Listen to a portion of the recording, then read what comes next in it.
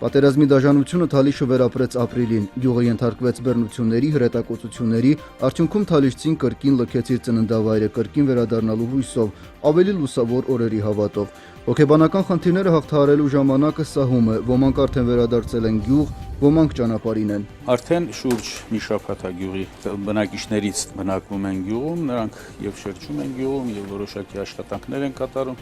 իրենց տան, տնամերձերի եւ այլ աշխատանքների հետ կապված։ Ընտանիքները շարունակում ենք մենք ընդունել, այսօր էլ այս պահին փաստորեն ճանապարհին են Չարենց Հավանից 7 շնչանոց ընտանիքը տեղափոխվում է նորից Ալաշան։ Այսօր նախագահի այցելությունը ավելի շատ կոնկրետություն մտցրեց գյուղի վերականգնման աշխատանքների ծրագրում։ Որպեսզի թալիշցիները օր առաջ վերադառնան գյուղ, անհրաժեշտ է բոլոր ուժերն ու միջոցները ներդնել գյուղը վերականգնելու գործում։ Նախագահ Բակո Սահակյանն այս համոզմունքով ու պահանջով երեկ երեկոյան Թալիշում էր։ Հանդիպմանը ներկա էկոնոմիկայի քաղաքաշինության նախարարները, Մարտակերտի շրջվարչակազմի ղեկավարը, Թալիշում կառավարության լիազոր ներկայացուցիչը աշխատանքների վերահսկման ու առկա խնդիրները սեղմ ժամկետներում լուծելու հանրարարական ստացան։ Նախագահին ցեկուցվեց գյուղում իրականացվող աշխատանքներից առաջինը ջրամատակարարման ցանցի վերականգնումն է։ Ենթակառուցվածքների հարցում Թալիշը գոնե այս փուլում խնդիր չունի։ Այս պահի դրությամբ մենք արդեն ամբողջությամբ վերականգնել ենք էլեկտրականությունը։ Այս պահի դրությամբ ցերեկ փողոցային լուսավորությունը վերականգնված է։ Բոլոր այն բնակելի տները, որտեղ այս պահի ապրում են բնակիչներ, ամբողջությամբ ապահովված է, էլեկտրաֆիկացված է եւ էլեկտրական հոսանքով ապահովված է։ Առաջիկա օրերին կավարտենք նաեւ արտեզյան ջրօրների տրամադրող հոսանքը եւ այս քանի օրվա ընթացքում կվերականգնվի նաեւ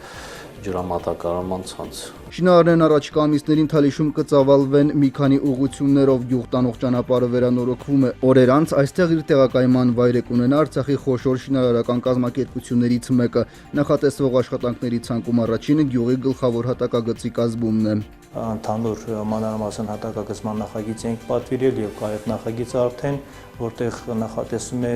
առանձին մանկապարտեզ ունենալ, հանդիսությունների տունը վերակառուցել, ընդհանուր այդ տարածքը բարեկարգել եւ գյուղի մուտքը ավելի էսթետիկ, սիրուն տեսք որպեսզի ունենա։ Գյուղապետարանի շենքը չափագրված է, այն վերակառուցել ենք դպրոցի, մենք նախատեսում ենք սեպտեմբերի 1-ին արդեն ունենալ պատրաստ դպրոց, ընդհանուր ճանապարհները պետք է վերակառուցվեն, մենք պետք է ազատվենք այդ ավերակներից գյուղի, մենք նախատեսում ենք նաեւ ժամանակակից բնակելի տներ կառուցել հարգեղած դեպքում ոչ թե վերանորոգել հինը, այլ կառուցել նոր բնակելի տուն իր բոլոր հարմարություններով։ Թալիշում նախատեսվող ցանկացած աշխատանք իրականացվելու է միայն գյուղում ապրողների կարծիքի հաշվառումով, անգամ փոքր արտադրամասի հարցում են նախապատվությունը տալու թալիշցիների կամքին։ Գյուղը իր ապրողներով եւ անկախ նախաձեռնության ելքից Թալիշցին կրկին կվերադառնա, որովհետեւ դա միայն արժանապատվության հարց չէ, այլ կանչ է հողի։ Թալիշի բնակավայրը իր համը հոտը յուրահատկությունը ուրիշ է համեմատած մնացած տարբեր բնակավայրերի հետ։ Իրանք մարդիկ կան, այսօրվա դրությամբ նույն մարդիկ, ովքեր որ պատրաստական են այսօր ստեղ ապրելու եւ նախագահի տված այդ հանրարարականը, որ պիտի ջանք չխնայենք, այդ ամեն ինչը իրականություն դարձնենք եւ դա կհանդիսանա նաեւ մնացած բոլորի ինձ թվում է նաեւ նույնիսկ այն շուտ վագնացած Թալիշից ինք ուզենա որ գա վերադառնա նորից իր բնակավայրում ապրի։ Զգացմունքային կողմը կարևոր, բայց հաղթահարվող փուլն է։ Հիմա գործնական քայլերի ժամանակն է, ինչն էլ նախագահ Սահակյանի հրավիրած խորհրդակցության հիմնական ուղերձն էր։ Երկրի ղեկավարն ընդգծել է, առանց Թալիշ անհնար է ապրել, իսկ Թալիշում երեկոն խաղաղ էր, տրամադրող, ջերմ ու լուսավոր։ Տներում վառվող լույսերի միանում են փողոցների լույսերն ու ցրում մթության ու անորոշության շղարշը։ Սամվել Բալայան, Ժոն Հայրապետյան, օր։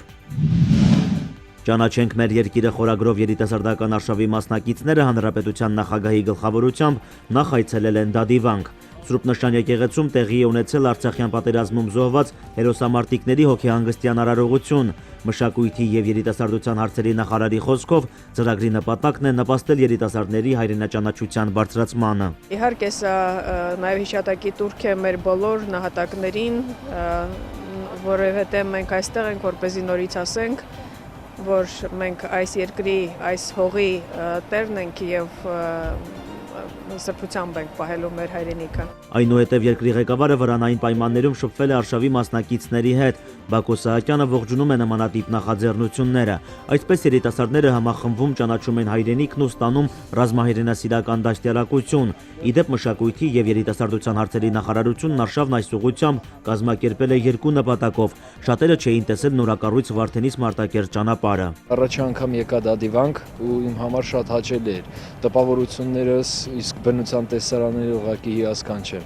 Իսկ ինչ վերաբերվում է մասնակիցներին, անմիջականությունը ուղղակի զարմացնում է ու մարդկանց վերաբերմունքը իրար նկատմամբ շատ հաճելի է։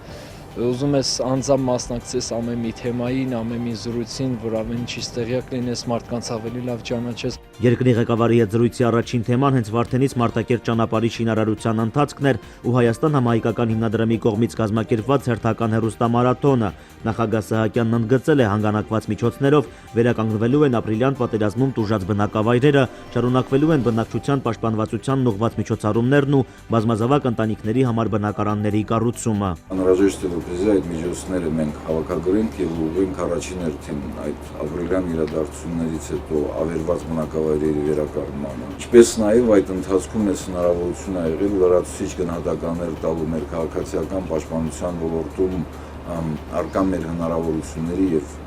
բացերի հետ կապված։ Եվ քանի որ անցած հեռուստամարաթոնի գումարները մենք հիմնականում ուղղել ենք բազմազավակ ընտանիքների այդ խթանմանը, մենք նպատակահարմար ենք համարել այդ ծրագիրը շարունակական դարձնելու։ Հաշվի առնելով այս զարգացման դինամիկան բազմազավակ ընտանիքների հետ կապված, մեզ անհրաժեշտ է լինելու մի քանի տարի շարունակ այս ծրագիրը մշտական ուշադրության կենտրոնում պահել։ Երիտասարդներին շարունակում է անհանգստացնել տարածքային փոխզիջումների մասին շրջանառվող խոսակցությունները։ Հանրապետության նախագահը հիշեցրել է, դրանք ընդամենը խոսակցություններ են եւ պաշտոնական Ստեփանակերտի դիրքորոշումը չի փոխվել, վերադարձ անցյալին չկա։ Նախագահի այն հորդորիչ ուղերձը, որ հղեց երիտասարդությանը, որ պետք է դուք ձեր ապագայով հետաքրքրվեք եւ դուք պետք է պայքարեք, դա արդեն նոր ուժ է տալիս, նոր եռանդ, որը խոսելու է վաղվա գալիք օրվա մասին։ Արշավականների հետ հանդիպանը Բակո Սահակյանը պատրաստակամ էր խոսել ամեն ինչի մասին, անվտանգությունից մինչև հանրային հնչեղության հարցեր։ Անդրադառնալով սահմանադրական բարեփոխումներին երկրի ղեկավարն ասել է, որ առաջարկվող սահմանադրությամբ Արցախի անվտանգության հարցն ավելի ամուր հիմքեր կունենա, բայց վերջնական որոշումը ժողովրդինն է։ Եվ երբ մենք համոզվել ենք, որ այս առաջարկվող տարբերակը հնարավորություն է տալիս այդ անվտանգության աճյանը բարձրացնելու,